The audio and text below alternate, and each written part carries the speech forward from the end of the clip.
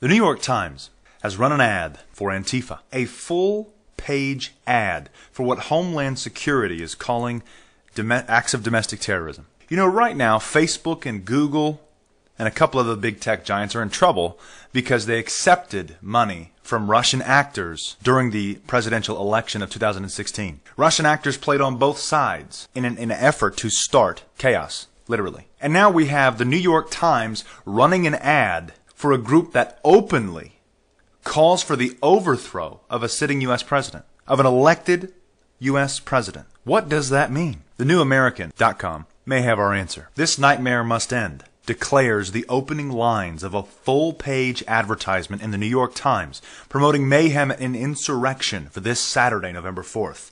November 4th it begins, the ad continues. Join with the thousands who will gather in cities and towns across the country. A movement of protests that continue every day and night, growing until we become millions, determined now to stop until this regime is driven from power.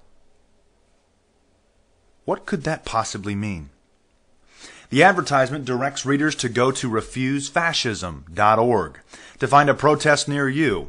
At the website, information on planned November 4th protests can be found for Boston, Chicago, Atlanta, Cincinnati, Austin, Seattle, Portland, Los Angeles, New York City, Omaha, and many other cities.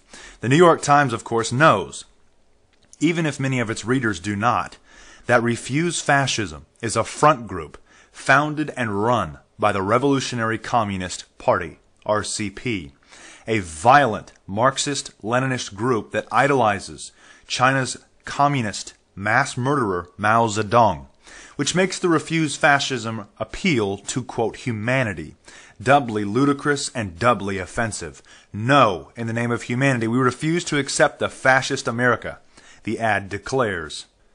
Now, of course, here is the full-page ad. This nightmare must end, it reads. The Trump-Pence regime must go. November 4th it begins. Be there. Join with the thousands who will gather in cities and towns across the country. To find a protest near you, of course, go to refusefascism.org. This is the actual ad in the New York Times paper.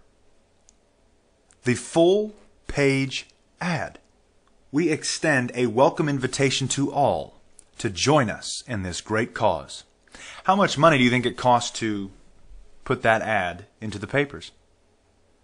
Better yet, how many paid protesters are going to be on the scene to cause violence?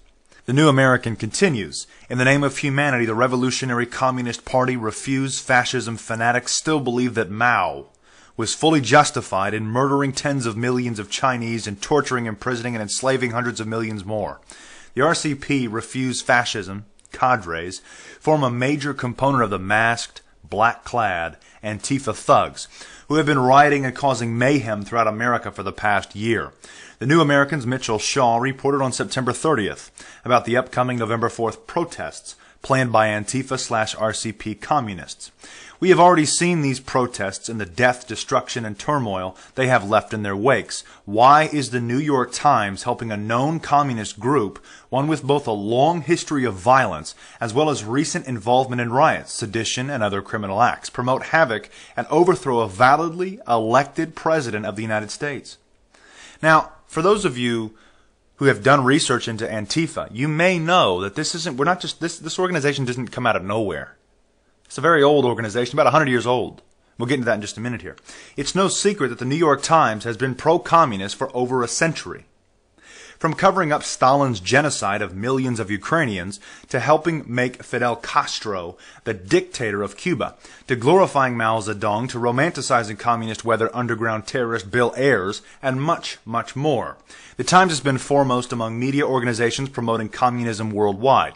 In fact, this year, in celebration of the 100th anniversary of the Bolshevik Revolution, the Times has run an appalling series of articles under the heading Red Century that wistfully pine for the romantic era of the Gulag. This is not the first time that the Times has aided the RCP/Refuse Fascism communists by running an ad for their subversive operations. As we reported in January, the Times ran a similar full-page ad for the RCP/Refuse Fascism to gin up support for the mayhem that was unleashed on President Donald Trump's inauguration. At what point is that not inciting violence? If something happens on November, if something happens on November 4th. The New York Times promoted this, pushed this. But just how old is Antifa? How long have they been doing this dance? Antifa is a communist front. The flag on the right, the logo on the right, is of course what we see today, anti-fascist action with two flags, correct?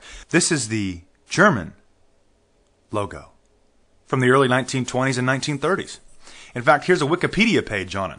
The first German movement to call itself Antifa, anti-fascist action, was proclaimed by the German Communist Party in their newspaper in 1932, and it held its first rally in Berlin on the 10th of July 1932. And of course, this will go on to say how, the Social Democrats and the liberals were all, of course, against Nazism. But if one actually does research into Nazi Germany and, of course, socialism, they're the same thing. Hitler, of course, set up a de facto government of sorts and established price controls. In fact, Dr. Joseph Goebbels stated that Lenin and Hitler were not very different. In addition to that, Stalin and Hitler had a pact to take out the supposedly fascist Poland. This is really interesting because they created propaganda to label Poland as a fascist regime to justify an invasion. We are seeing the same rhetoric played out over and over again. And it's incredible that the New York Times, the prestigious New York Times, running an ad, a full-page ad, to what Homeland Security calls a terrorist organization. Will November 4th be a big day? Michael Snyder may have our answer. On November 4th, the Antifa insurgency against Donald Trump and his supporters will begin. Are we about to see chaos in the streets in major cities all over America? Antifa and other radical leftist groups are promising that a series of protests will begin on November 4th that will never end until the Trump-Pence regime is removed from power.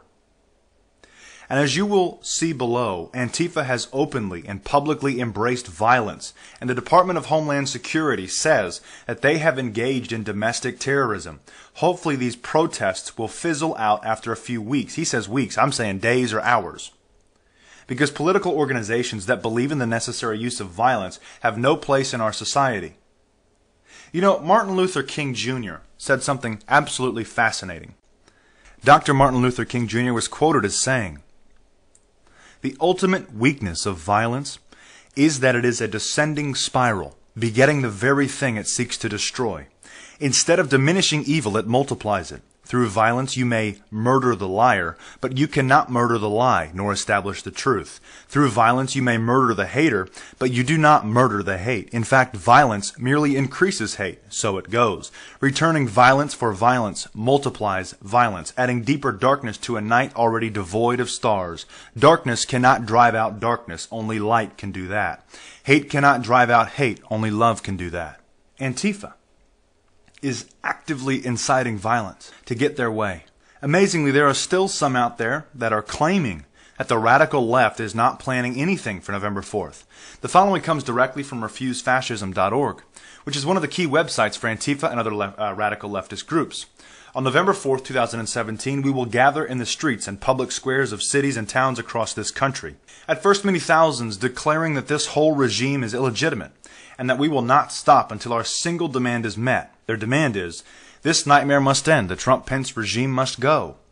Our protest must grow day after day and night after night, thousands becoming hundreds of thousands and then millions, determined to act, to put a stop to the grave danger that the Trump-Pence regime poses to the world by demanding that this whole regime be removed from power. Our actions will reflect the values of respect for all of humanity. Unless you disagree with them, of course, because if you disagree with them, folks, you're about to get the violence that they're talking about. And the world we want, in stark contrast to the hate and bigotry of the Trump-Pence fascist regime. Our determination to persist and not back down will compel the whole world to take note. When I was looking into Antifa, I don't know if you have it all or not, there were several videos promoting terrorism while they were holding or toting rocket launchers, hanging out with Hezbollah, ISIS, and so on and so forth, or their types, terrorist organizations. And the New York Times has run an ad for that. Just go to Google and type that in. I guarantee you'll see the video, or a video, because there's several. Our determination to persist and not back down will compel the whole world to take note. Every force and faction in the power structure would be forced to respond to our demand. The cracks and divisions among the powers already evident today will sharpen and widen. As we draw more and more people forward to stand up, all of this could lead to a situation where this illegitimate regime is removed from power. It's not illegitimate. Trump was elected legally. That sounds pretty serious to me, says Michael Snyder. Hopefully, they are not able to back up their words with actions. I've seen various lists of cities where Antifa protests are planned floating around the internet, but I felt that it was important to go right to the source. According to refusefascism.org, this is the official list of cities where activists will be gathering on November 4th. Austin, Atlanta, Boston, Chicago, Cincinnati, Cleveland, Honolulu, Indianapolis, Los Angeles, Minneapolis, New York City, Philadelphia, Pittsfield, Portland, Salem, San Francisco, Seattle, and Tucson. Let us hope that none of these events become violent. But we have seen violence from Antifa on numerous occasions since the election. And this is an organization that says the use of force is intrinsic to their political philosophy, just like Marx did, Karl Marx. The following comes from a startling article in The Hill. Anti-fascist activists, or Antifa, increasingly mobilized in the wake of President Trump's election, are unapologetic about what they describe as the necessary use of violence to combat authoritarianism. While both experts on the movement and activists within it emphasize that not everyone who participates in anti-fascist activism engages in violence, they say the use of force is intrinsic to their political philosophy. Needless to say, The Hill is not exactly a conservative publication. At this point, everyone knows what Antifa is all about. And my hope is that Republicans and Democrats will stand united in denouncing their violent tactics. For example, just consider what happened in recent weeks at a recent event in Minnesota. Hundreds of masked protesters at the University of Minnesota recently conducted a violent protest against a speech by conservative activist and YouTube commentator Lauren Southern. Fights erupted outside the event, forcing police to intervene. Members of the conservative group Collegians for a Constructive Tomorrow, CFACT, which hosted the event, say they were tagged and set upon by masked Antifa activists who spat on them, hit them, shoved them off bicycles, and maced them. These crazed lunatics actually believe that Donald Trump is a modern-day version of Adolf Hitler, and therefore they believe that the use of violence is justified in order to prevent a new Nazi regime from taking over America. Of course, that is complete and utter nonsense. And in their zeal to attack conservatives, Antifa is actually becoming what they say they hate. If anyone can be characterized as brown shirts, it is the Antifa thugs who are willing to use violence against those that would dare to disagree with their radical leftist agenda. According to Politico, their increasingly violent tactics have caused the Department of Homeland Security to officially classify their activities as domestic terrorist violence. Federal authorities have been warning state and local officials since early 2016 that leftist extremists, known as Antifa, had become increasingly confrontational and dangerous, so much so that the Department of Homeland Security formally classified their activities as domestic terrorist violence, according to interviews and confidential law enforcement documents obtained by Politico, nonetheless. The leftist outlet, Politico. Are you starting to understand how dangerous these guys are? So we have Politico openly exposing Antifa, yet the New York Times, which is supposed to be quite centered, of course we all know it's not, running a full-page ad for them.